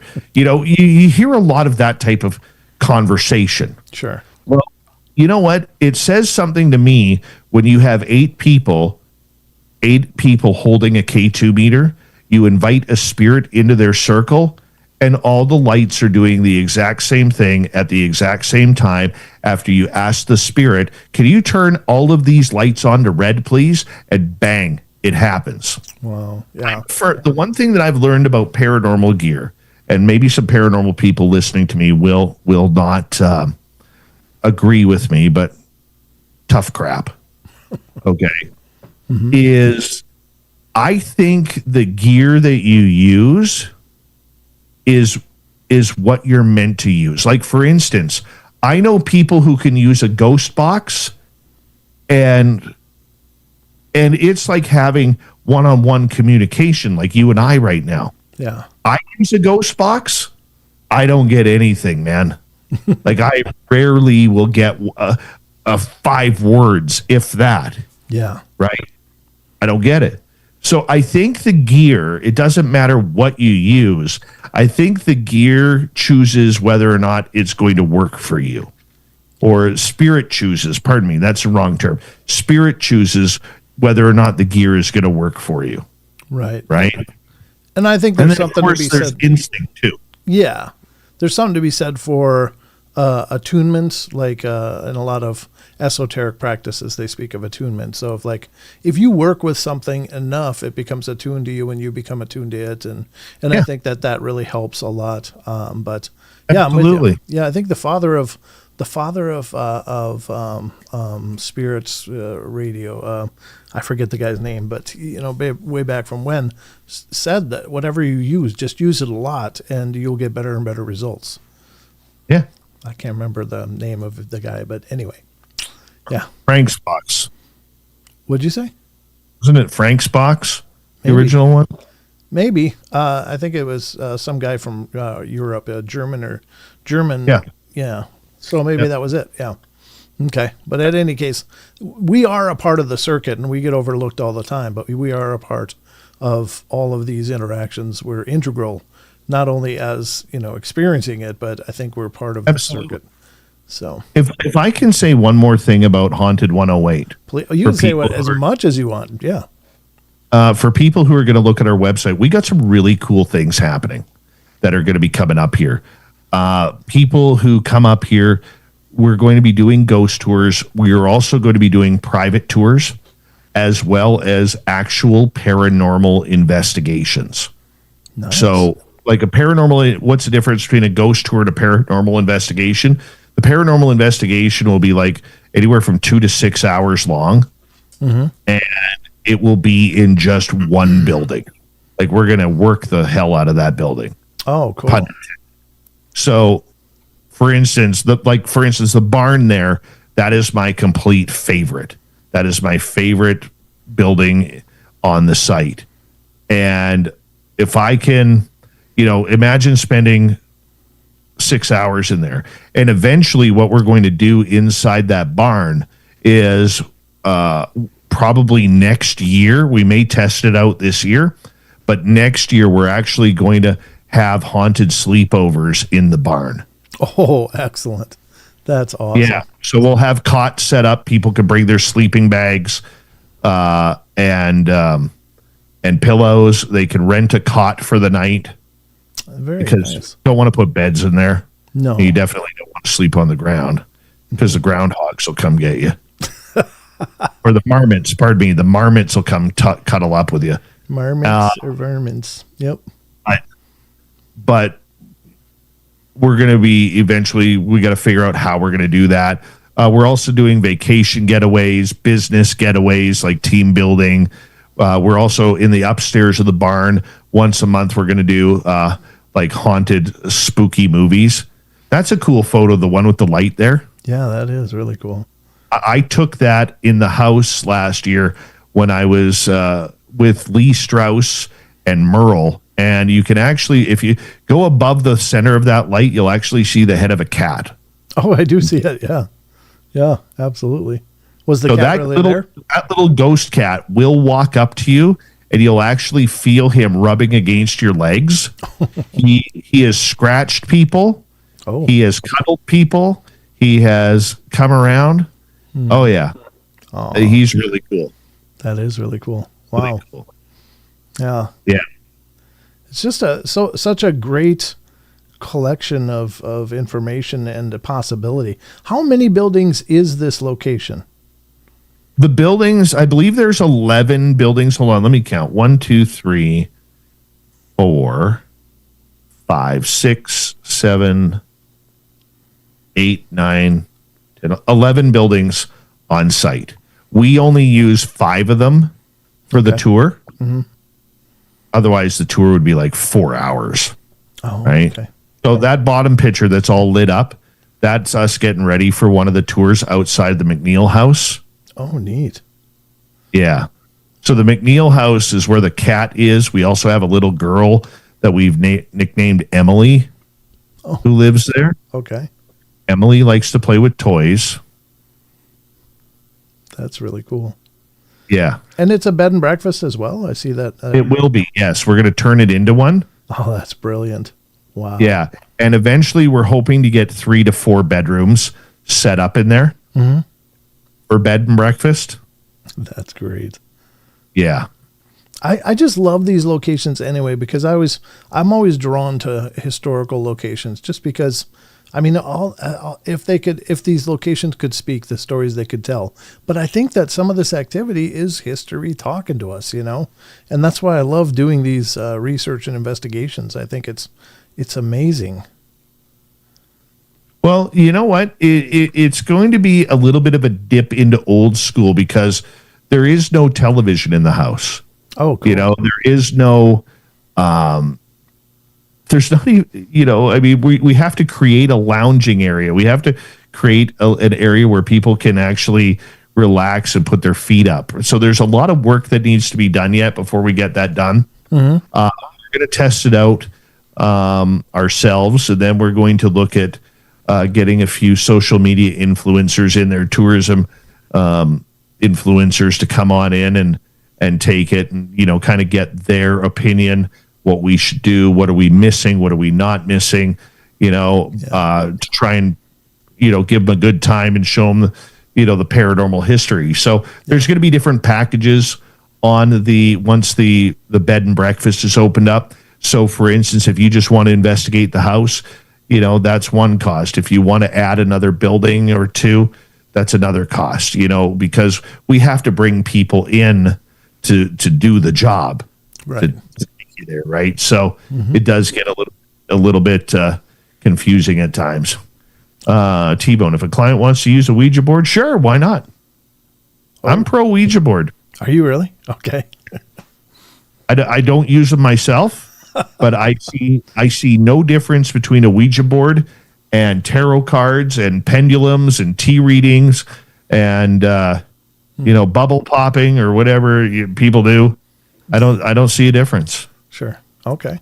All communicating, you're opening a door. Yeah, you are. I think that the Ouija board is a little bit different because you are physically, using yourself as a conduit, to making connection. And I think that that's possibly where they're more dangerous. But, to each their own. I think scrying, What's that? channeling. channeling. You're doing the same thing with scrying and channeling. Yeah, but most people that channel or scry do have practices to protect themselves. But most people picking up a Ouija board are like, let's do it. I think that there's definitely opening ceremonies and closing ceremonies that should be observed. I think it can be used safely. Very true. But I just think most people don't know how to do that, and that's where it becomes dangerous. But yeah, I mean, I don't mean to vilify the thing. I think it's a fantastic tool as well, but use at your own caution.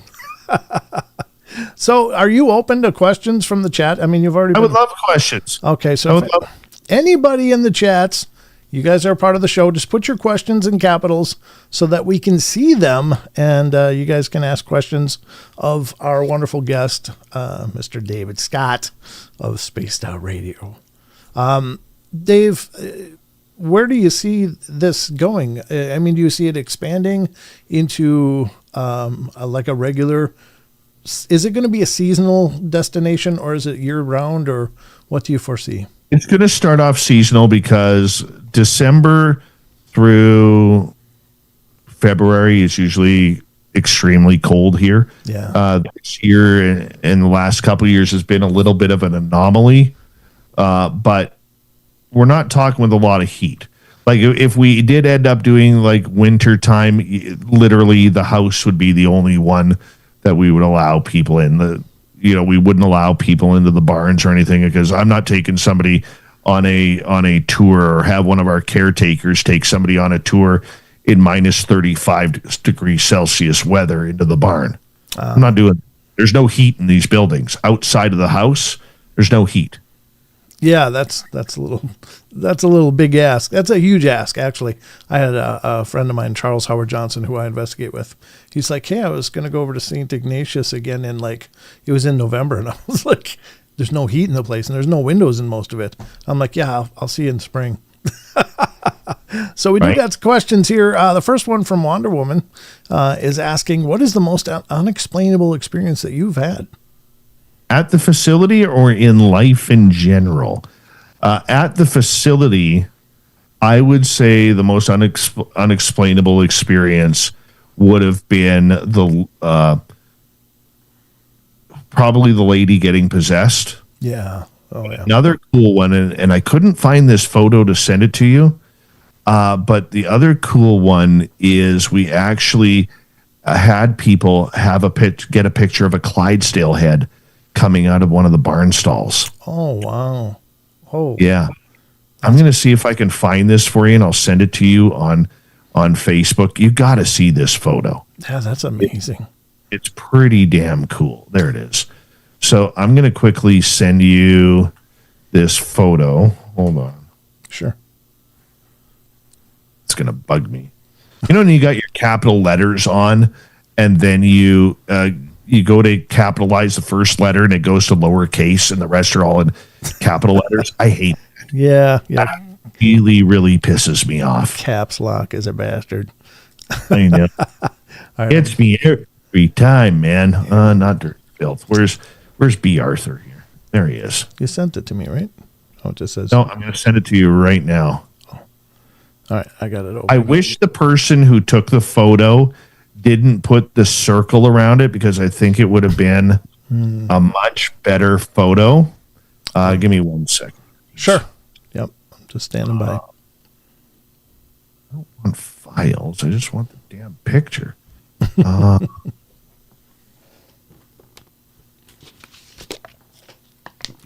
on. It's okay. We got another question. Do you think the Fae are partly responsible for some of the activity in the barn and the other buildings? Could be. Could be. Yep. Could be. We haven't had a lot of fairy activity in there, but I will say that we have had, like where I live in the 108 Mile Ranch. Where is this photo going? When you put a photo on your screen and it's not even going, like, why is this happening? Are you able to share my screen?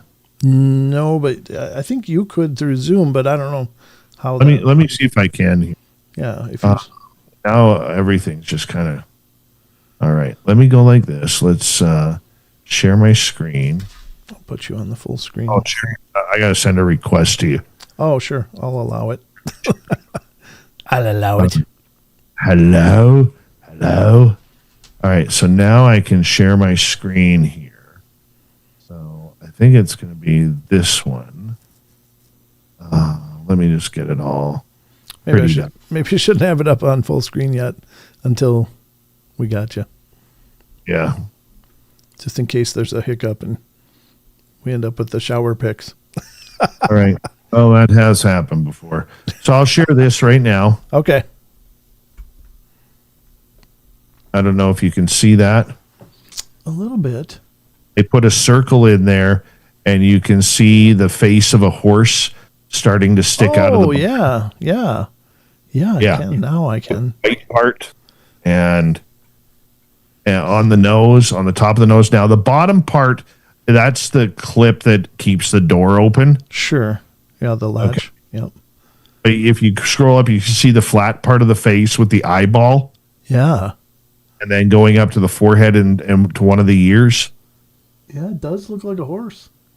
Just the first part of the snout coming out with the forehead. Yeah. Like it's not a big horse. It's not a Clydesdale. Mm-hmm. But you can actually see the nostrils of the horse before you get to like the soft part of the horse's area between the nostrils and the mouth. Yes. Yep. Yes. Wow. Yeah. That's really cool. Wow. Yeah. Wouldn't have expected that. Yeah. It's very cool. Very cool. Yeah. I'll get this back up until you shut off your screen sharing. Yeah. There we go. There we go. Trying to find my YouTube where you are, so I was trying to see it on YouTube here. Yeah, I can see it. I mean, it's very subtle, but once you know what you're looking for, you can see it. Very cool. All right, question from Grandizer. Question, Dave, any recent updates on your Flight 21 project? Anything close? As soon as the snow melts, we will be getting out there. So I'm going to be doing like paranormal activity every weekend. So on days that I have the tour, I am actually going to be going the following day out to Flight 21. Oh, nice. Okay. Back. I don't want to lose the momentum of what we had last year going. I'm adding more people to my team. So we are going to be filming. We are going to be taking care of a lot of the audio stuff. That's something that we need to plan out. Yeah. For this year. We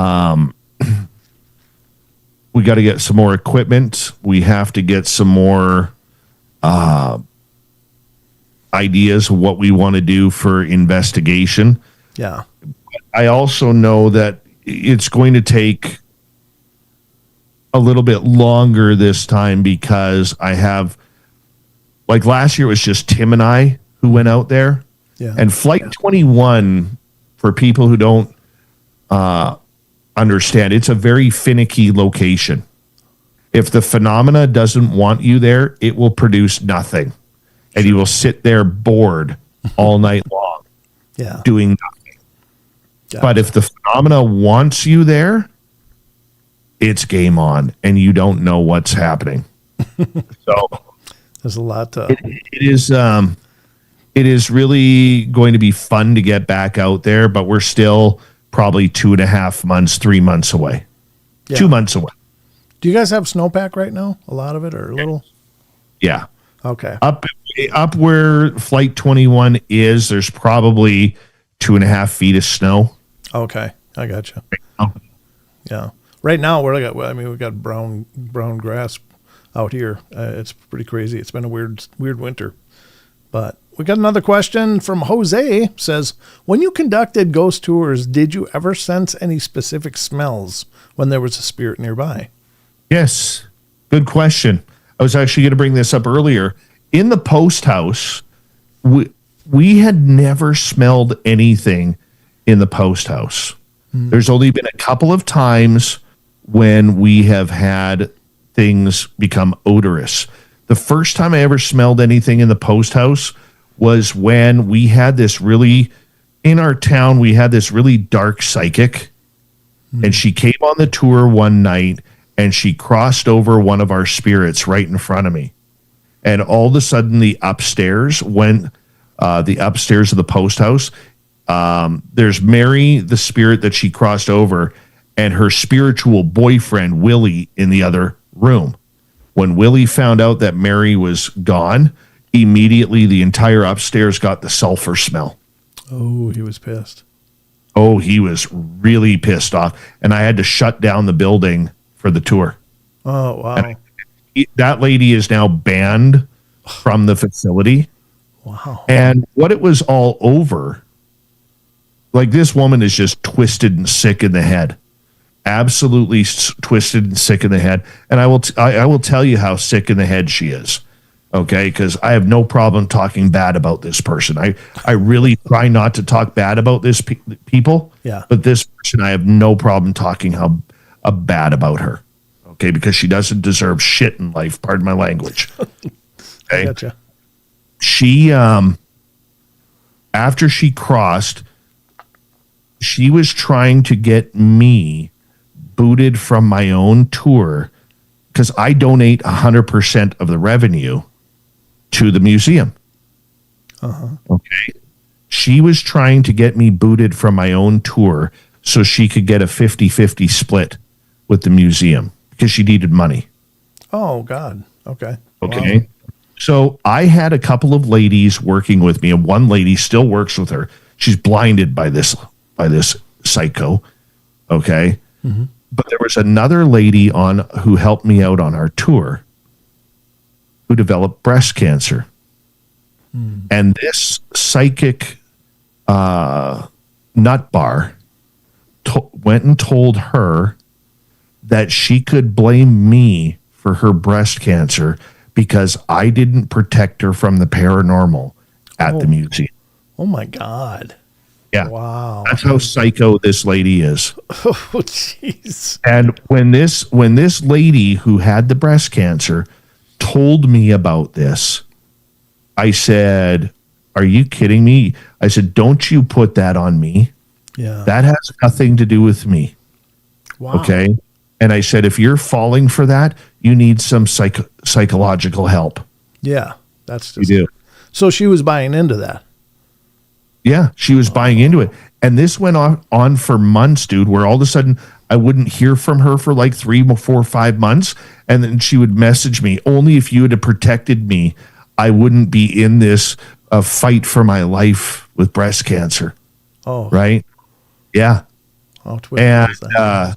I literally had to block this lady from social media. And she was a sweetheart. Oh. But she was so blinded by this nut bar, okay, wow, that I had to end that relationship. I'm not wearing that hat. No, you know what I'm God, saying? No, God, no. There's no. I am not wearing that hat at all. So and you know what? That's honestly the first time, Brent, I've ever told that story publicly. Well, I think you're right in holding her with such contempt, because that's a real crap deal to lay all that on somebody, and there's no grounding in basis of fact. I mean, there's just wow. I mean, wouldn't it be something if in life we could just blame everybody for our problems? You know, yeah. Jeez. You know what? I could come down and I could have the worst stuff ever, dude, happen to me. Mm-hmm. And I would never, ever think of saying, well, that's Brent Thomas's fault. Yeah. Okay? Yeah. No, I wouldn't. And likewise. Like, I'm blaming you for me being in a bad mood this week, Brent, because the USA won gold over Canada in men's hockey. Well, that can I'm do blaming that, though. you for that. That's your fault, Brent. It must be. Yeah. Right. Lord knows. I'm responsible for a lot. But yeah, that's tragic. I'm sorry that you experienced that. But that's just the darkness, horrible nature of some people. But now, all right. Next question, Ben from Oz. Dave, would ghost horses be meaner than real horses? How do you answer that? I don't know. You know what? I will say this. When you're in the barn, we black everything out. Okay. And when your eyes adjust, it's amazing what you see. We've seen horses walking into stalls. We've seen horses sticking their heads out of stalls, like shadow horses. Sure. Okay. Yep. We've heard them kick walls. We've heard them, we haven't heard them neigh, right? But it's pretty cool. That is really cool. It's really cool, man. I love it when the ghost horses come out to play. That is really neat. Jose comes in and asks, did you or anyone else experience shadow people during the ghost tours, and were they solid or wispy looking? Well, we did look at one picture that was a shadowy person. You know what? I will answer that yes. Every tour. Every tour. One of the experiments that I do with our ghost tour is I will walk them down to the far end of the barn. And then I will have everybody line up and allow their eyes to focus on the darkness, because everybody can see in the dark. Mm-hmm. It's just a matter of allowing your eyes to relax to see that movement. Yeah. And we will see shadows walking through, we'll have security lights up there or whatever, and we'll see shadows walking through those lights and walking in front of the doors and all of it. I'm surrounded. What was that? That was proximity detection. There was apparently 3 energetic spots around me. No. Nice. Yeah. Group hug, I guess. They all want, hey, that's your Golden Girls team right there. That's Betty White. That's B. Arthur. That's Rue McClanahan. And who does anybody really know the mother's name? Sophia something, right? Well, that was her name on the show. I don't know what her name was.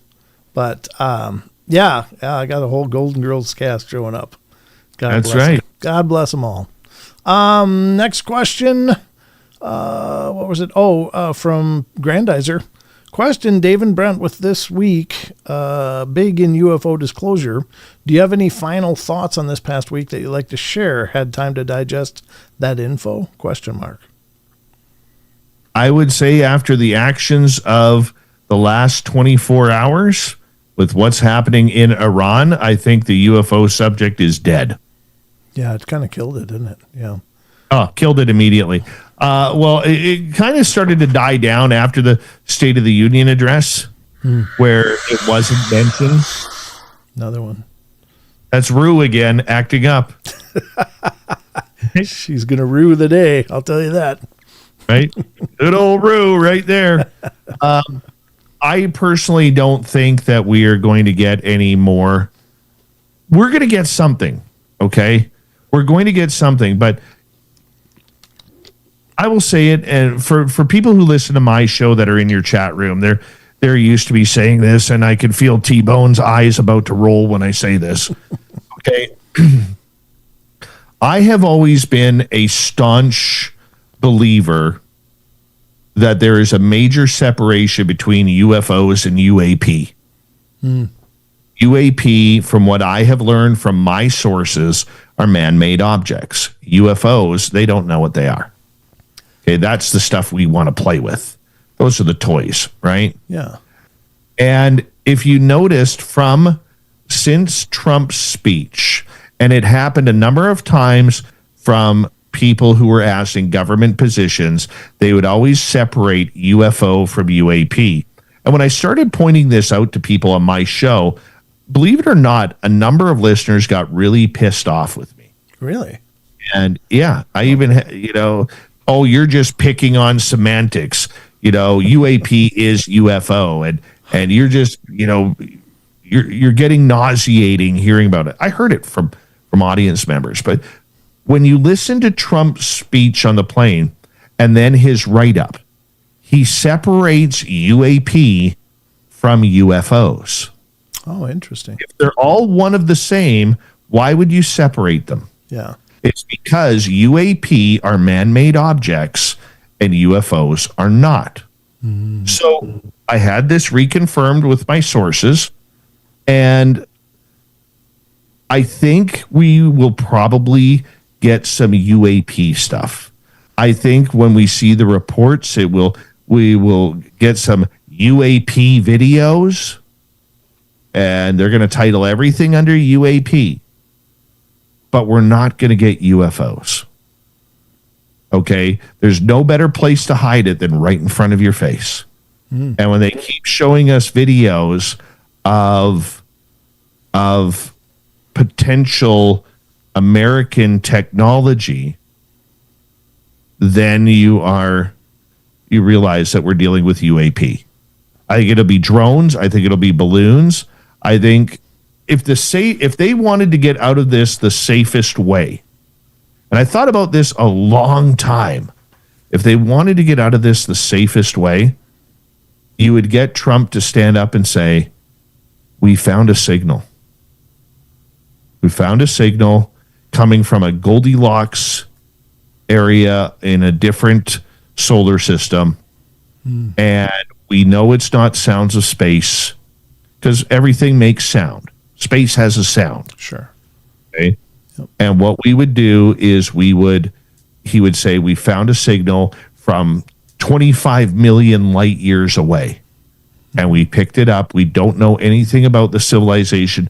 We can assume that this signal is approximately 1,042 years old or whatever it is. Okay. That's the safest thing to do. Yeah. Okay. That's the safest thing that they can do. We found a signal. It's going to be interesting to see how much he actually plays this out. And the one thing, and look, I've got no skin in the game when I say this. I'm Canadian. Okay, because I have to make that point, not because I'm just proud to be Canadian, but a lot of people will be, oh, you're just supporting Trump. You're not supporting Trump. And then it turns into a political battle. Orange man bad, right? You go through all of that. Yeah. I have no skin in the game. True. I don't. But the one thing that I have learned about President Trump is he's not afraid to say things, and he's not afraid to all of a sudden, after he said something, to stop talking about it because he may have said too much. Yeah, I'd say that's and I true. think that's where we are. Now, it's going to be very interesting to see how the conspiracy club, led by Anna Paulina Luna, comes into play. Okay. Yeah. If that comes into play, then it's going to be interesting to see what they release. Yeah. Okay, but don't believe all the... I'm not going to say don't believe. That's rude. Use your God-gifted critical thinking when it comes to the UFO stars out there. The people who are the alleged big names that have come out of nowhere over the last few years to be the experts of ufology and uapology. Okay? Beware of them. Use your discernment, use your critical thinking. Because if they UAP, then it's likely that they're searching for UAP and not UFO. Okay. Yeah, that's fair enough. And I will just say, ditto. I'm just going to ride your tails on that one, Dave. You said it just as well as I think I could ever say it. But yeah, great points. Dave, have you ever had a shadow person encounter? 24 Vampire Man Onesers. Yes. The first Shadow Man encounter I ever had came while I was separated from my ex-wife. And I was renting a basement suite that had the entrance at the back of the house. And I'd worked at the radio station. I got home about 1 o'clock in the morning. And as I opened up the gate to come into the backyard, okay, I lived in a town that had black bears and mountain lions and raccoons and not as many animals as there are here, but they were still there. And I come around, and it's funny because 3 weeks prior to that, I was listening to an episode of Coast to Coast AM with Art Bell on the radio when they were talking about shadow people. And I came around the corner, and as I'm coming around the corner, I realized that my sensor light to my door is on. So I come around around a little bit further because I don't want to be coming around the corner and all of a sudden catch a mountain lion off guard. Yeah, that's a bad look. Okay? Or catch a raccoon or a coyote or a bear. That's because literally I have no place to hide. And if you know me, I'm not fast. Okay? Okay, I'm like a human sloth. Okay? And so I came around the corner wide, and I looked towards my door really slowly. That's kind of in the middle of the house. And there is this weird-looking, cartoon-like figure of a shadow person standing there. Wow. It had like Like it would just be like a 5-year-old drew this with like there was no feet. There was like the pants, you know, how you got the block pants. Yeah. And then you got the blocked shirt and then the round head. Yeah. And it's standing there staring at my door. Oh. And I'm standing there staring at it, and I'm about 35 feet away, and it turns to look at me. It then does a 180, turns around, and takes off right through. My landlord had these giant cement bricks because it was kind of like a 2-tiered backyard. Oh, sure. So this thing ran right through those giant cement bricks. Oh, wow. Disappeared in those bricks. And I'm looking at it and I'm thinking, that was awesome. But awesome. Yeah. That was one of my, and I had believed in that because my ex-wife and I had lived in a haunted house prior to that, and prior to our separation. And so it was kind of cool when it happened. Yeah, that's amazing. Wow. Yeah. There's a remark from Mike Cool. It's not in all capitals, but I did catch it and I thought, well, that's a good suggestion. But I think he's talking about the Haunted 108. Have you thought of putting up 24-hour cameras up there? Yes. Great question. Once we have everything set up, we are actually going to move a dedicated computer into the house. And the internet signal there is not good. They just got Starlink. But I don't know if I would be able to hook up a remote camera into the barn and have it pick up on the computer 100 yards away. Oh. I don't think I would be able to do that. So we are going to be starting a 24-hour YouTube channel. Oh, cool. Once we get everything set up, and the camera will be in the house and on at all times. Nice. So we just need to figure out the equipment that we're going to need for that. Mm-hmm. So, but it is in the works to have that done. Absolutely. Okay. The unknown's coming in with a question. I'd like to ask a question, if that's okay. The mansion at the 108 place, before it burned down, was there anybody who was living there at the time?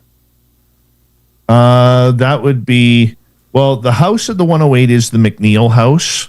It's not the Watson house. The Watson house, they were planning on moving the Watson house over to the museum, but it had burnt down. It had become very derelict. Oh. And not very taken care of. Vandals would get in there, spray paint the walls, rip down all the real cool architecture to it. And it really didn't have the ending that it needed, and then it caught on fire. It's still, people aren't sure to this day if it was arson or not, but it burned to the ground, and unfortunately that piece of history is gone. Oh, yeah. But it would have been cool to have that house there as well. Yeah, it would have been. Yeah. What an amazing place. I can't wait to see it, brother. I'm really excited. I'm going to be up there for Caribou Con, as you mentioned, in September, and I'm going to love that for sure. Absolutely. It's been an absolute pleasure, man. We've 2 hours goes fast, yeah. Your hair looks great tonight. Did you color it? I color it all the time, yeah. Otherwise, my hair would look exactly like yours. Did you color it purple? Beautiful. Yeah. Hey, Prince. You know it. Yep. But man, thanks for coming on. Let us let everybody know where to keep in touch with you. Obviously, Spaced Out Radio is the place to catch all kinds of amazing, supernatural, paranormal, 40 and UFO entertainment. 3 full hours every night, Monday through Friday. But what else? Where else can they find you? I would love for everybody to go and support Haunted 108. Yes. Share it with your friends, because what we're trying to build is the ultimate supernatural experience. And if I could ask a favor from, because I know you and I kind of split audiences. We like half the people in your chat room are in your chat room every night, and they come over to my room and they're in my chat room every night.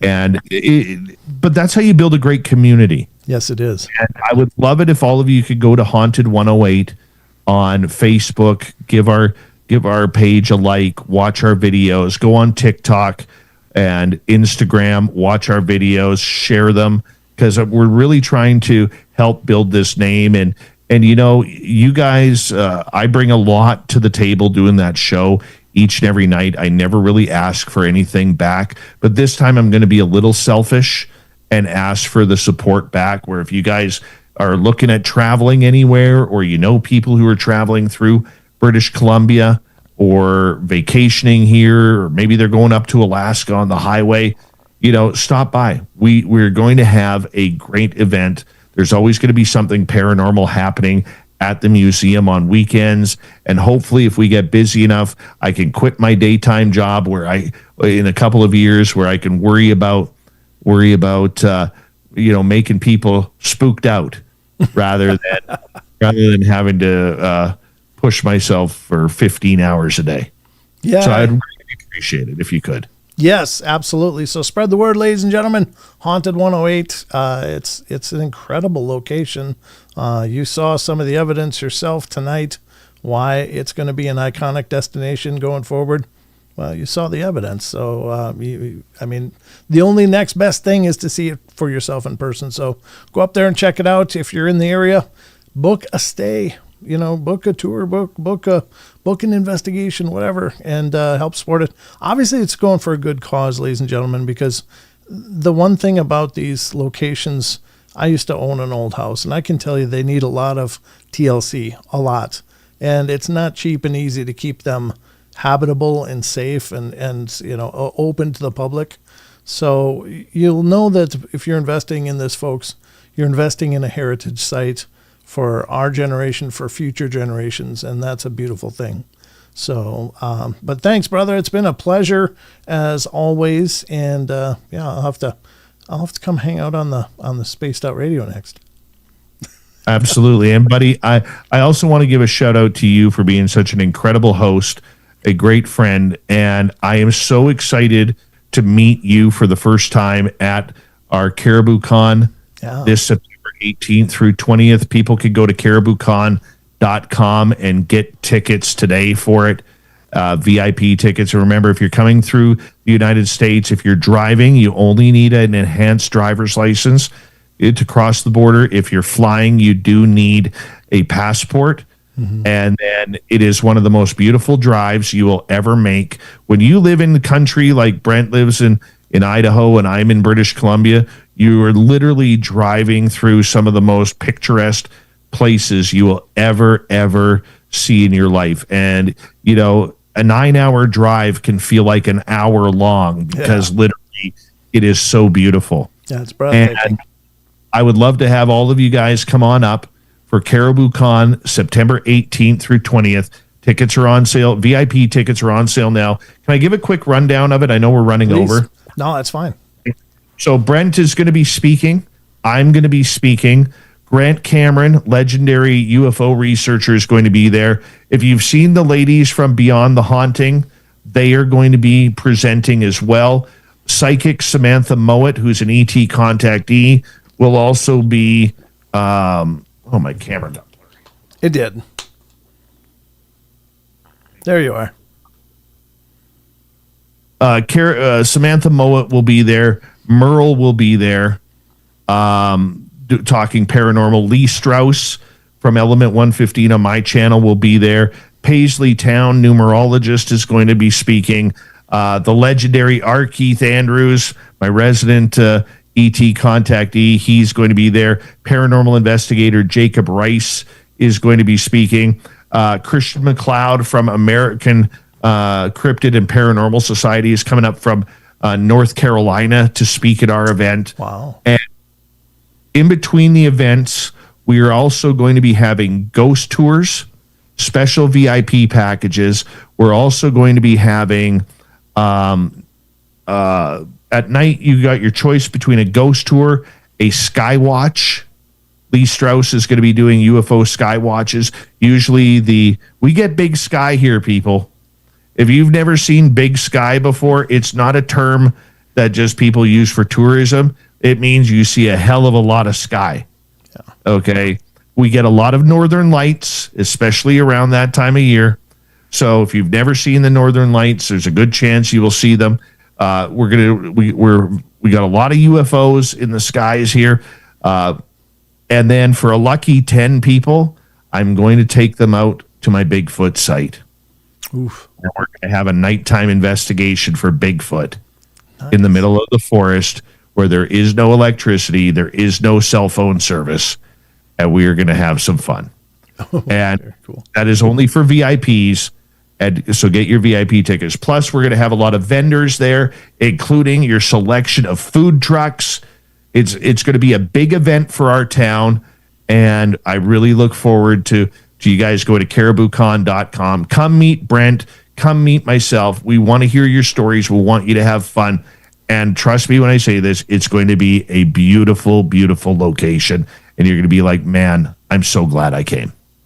Amen. Yeah, and check out Dave's page or my page. I'm going to repost the promo for that as well on my Facebook page. And I'm really looking forward to it. But as always, my friend, it's been a pleasure, and the time flies, but that's the way it goes when you got great conversation. But thanks again. Appreciate you, buddy, and appreciate all the audience listening in tonight. Thank you. Yes, thank you all for the questions. I appreciate you guys being a part of the interview. That's always fun. And I guess this is the last live stream for the week, ladies and gentlemen. I'll be back on Wednesday, but until then, you guys take care and watch for the new podcast to drop as well. It's been an epic night, but that's all we got. It's time to go. You guys have a great night, and take care of yourselves.